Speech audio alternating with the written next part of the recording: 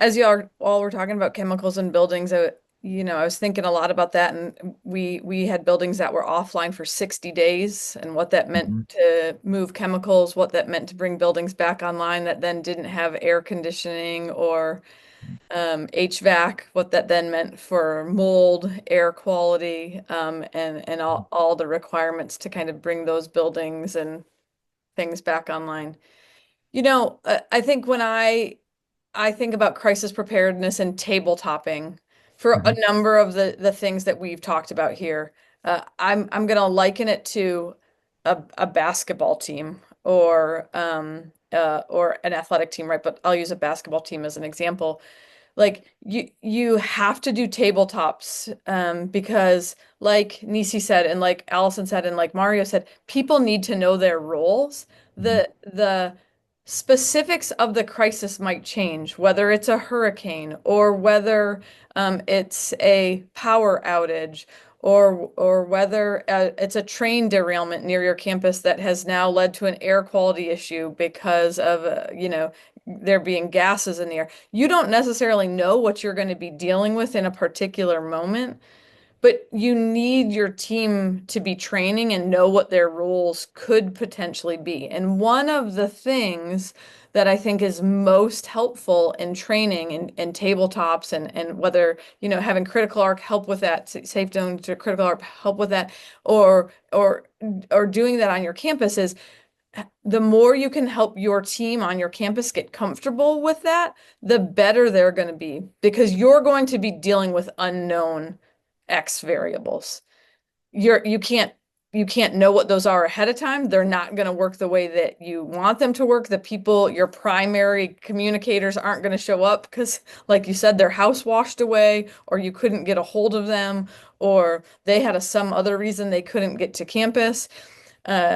Your first thought about how you were going to communicate isn't going to work. For us during Hurricane Helene, we had an issue where not only did our first and second form of communication wash out, right? We had a situation where we had our like most campuses, we had our first plan, we had our second plan, we had our third plan, which was to reach out to SafeZone and have our contact, who was our person at SafeZone, to send out our Bulldog alert for us, right? And our plan was to do that through our copper line out of our police station until it washed away, and we couldn't contact anyone, Mhm. right?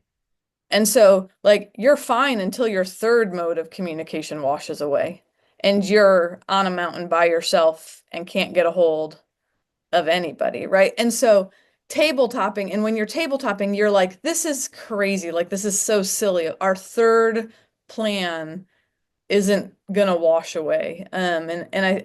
Glenn, I think I shared this story with you and your team, right? But like, what you need to know is like when these crazy scenarios happen, you're not going to know what they are, but you need to have it like your team has to be athletic enough, flexible enough to know like who's going to be able to step up and run the play Mhm. uh when whatever comes to be. And so the story that I shared with you all post Helene was that um it's never good when all of your things wash out. And what it meant for us was that I had to get in our chief of police's Tahoe and drive the mile and a half down the street to the police station, go up to the roof of the police station, connect to a Starlink. And it was me, and like this, y'all, you never want this. You never want your vice chancellor for student affairs having to be the person who logs on to your Bulldog alerts and be the person who's typing it out to your campus community. That means like so many things have failed in your planning, not because our planning failed, but because the situation was so complicated, because people couldn't show up, because people couldn't get here, because their houses had washed away, because they couldn't get to campus, because we couldn't get a hold of them, because the river rose, right? So many things. But having people cross-trained, having a system that was easy enough that I could be like, all right, I know how to use this. Let me get this emergency information out. And it meant that our team was cross-trained enough where between the chief and I, we could get to that police station, we could get to that roof of that police station, we could get that um, that bulldog alert out, and we could move through a situation where, luckily for us in our circumstance, we got through it and we didn't, you know, have major casualties in our community for our campus, right? Right. Not in Yeah. Asheville, but for our campus.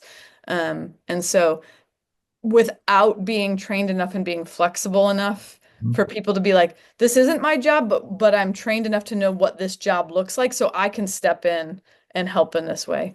I think is really important. The Mario, you said this well, but I would just reinforce it. Knowing you can't over prepare in terms of crisis comms, right? I have never been in a situation where I'm like, we could have had done less preparation on the comm side. And so I just would reiterate your points there. I think they're spot on.